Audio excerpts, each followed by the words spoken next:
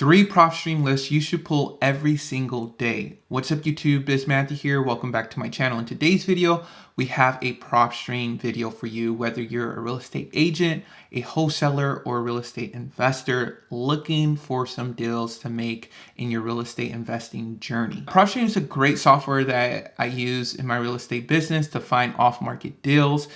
We know that inventory levels are actually lower than usual, right? And so this is a great place, whether you're a retail buyer, a real estate agent, a wholesaler, a real estate investor. You need another software like this where you can't find these deals on the MLS. You can't find them on Zillow, on Realtor, on Redfin.com, right? And so you go to Propstream where you can find a whole host of properties, and you can target exactly what you're looking for: the amount of bedrooms, amount of baths, the square footage, the equity levels on the property. All these different factors makes this software great. So if you're interested, once again, check my link down below. Download Propstream, you can get a 7 free day trial. Now, this is a very interactive and direct video. I'm going to drill into my Propstream, show you how to pull these specific lists and why these lists are important. I was able to do some market research, just understanding the housing market as a whole and knowing in 2023 right now what are the best lists to pull every single day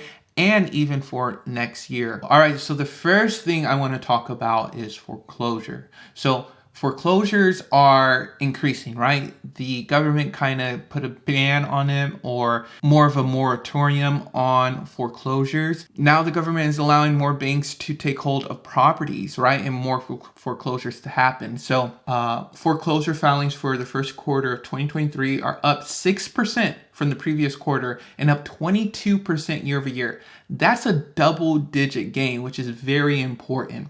And then the report also shows that foreclosure filings in March 2023 were up 20% from the previous month. So month over month, it was up 20%. And then year over year, it's up 22%.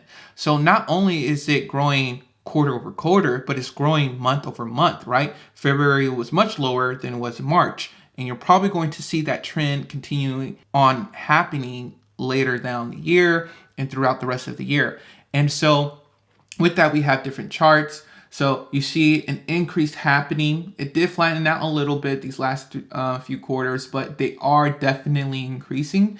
We're not at these numbers as we did back in 2008, 2009, 2010, but they are increasing steadily. And then foreclosure starts, same thing. And then completed foreclosures, right? They reach its lowest point when the pandemic hit. And then there's a slight dip right here, but it's starting to increase back. And then the average days to complete these foreclosures. Now, this is huge.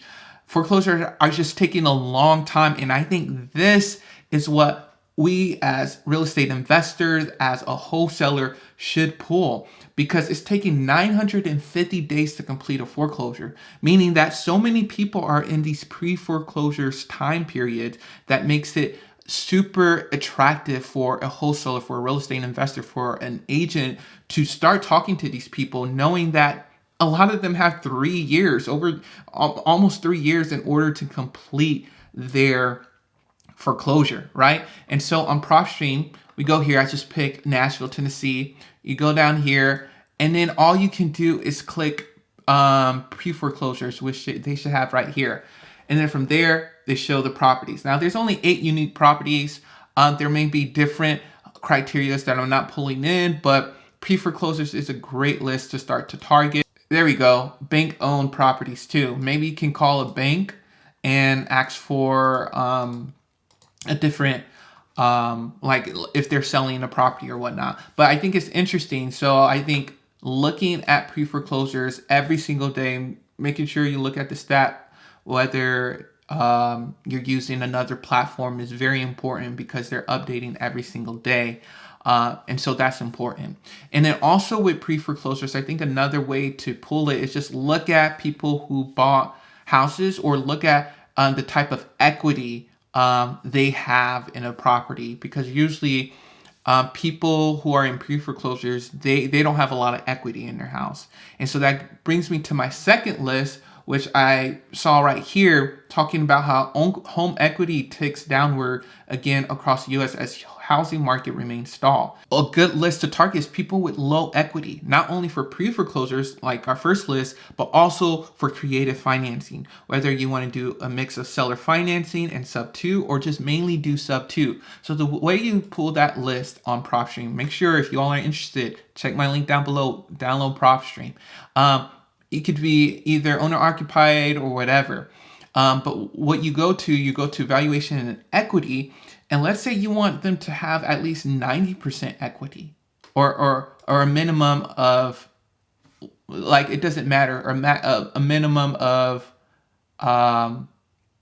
estimated equity in 90%. It could be as low as 10%, right?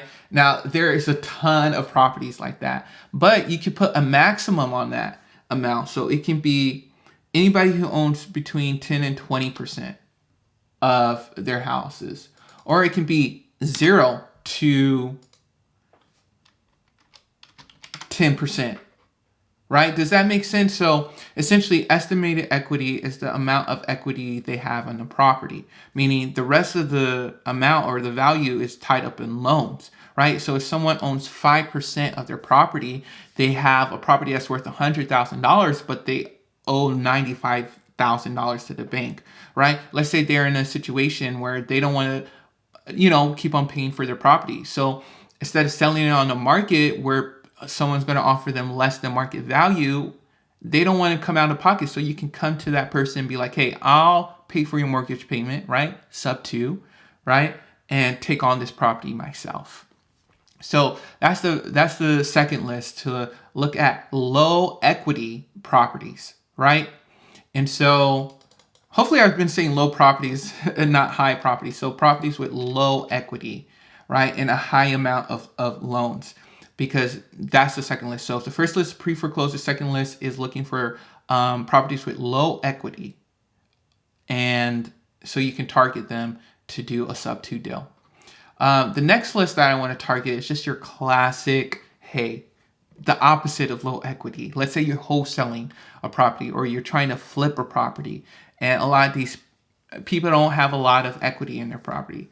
So what you do is, I like to go to owner occupied. It can be any, but let's just drill into it like a lot. So I'm going to put non-owner occupied, and I want to put vacant properties. This is a great list to target just alone, right? Just target all of this list of vacant properties in Nashville, Tennessee, if you're in that area. But what I'm going to do is I'm looking for people with high equity, so the opposite of low equity. And so what I'm going to do here is I'm going to put, let's say, at least 30% equity, and then the maximum is higher. I can even drill it down even higher. I could put at least 50% equity, right? So I know for sure they have enough equity to sell their property even a little bit less than market value, because they have so much equity in their property, and plus their vacant property. Now, ownership type, I like to do individual, target that list of people. And let's say years of ownership, I want them to own this property for a little bit, actually pre-pandemic levels. So I'm going to put at least 5 years of ownership here, and that brings it down to 386. So from here, if you want to have a little bit more, we can change this to more of like a 30% equity or more. That will change some things. And then 5 years of ownership, vacant. This is a very super drilled in list. If you don't want to go this drill in, all you have to do is put any. And so that brings it to landlords now, right? Landlords, there are over 15,000 of them. And another thing I like to do is go to property characteristic. I just like to keep it single family. Let's say you're just looking for single family, right? Multifamily up, townhouses, okay? You can do that. Sometimes I just like to keep it like that. Property characteristic, residential. Owner occupied. It can be either or. And so high equity lists that are either vacant properties or non-vacant properties where it's a tired landlord and they have someone living in there, but the owner doesn't live there themselves. Just that list is just a list. That's probably the list I got the most deals from, even though it's the most list targeted. I feel like most targeted list, most people go for that list. And it's the list that has a lot of people in it. So let me know. Let me know if you all find success from it. All right, you all, let me know down below what you think of this video. And if you're going to pull these 3 lists from Propstream, once again, check my link down below if you're interested in Propstream.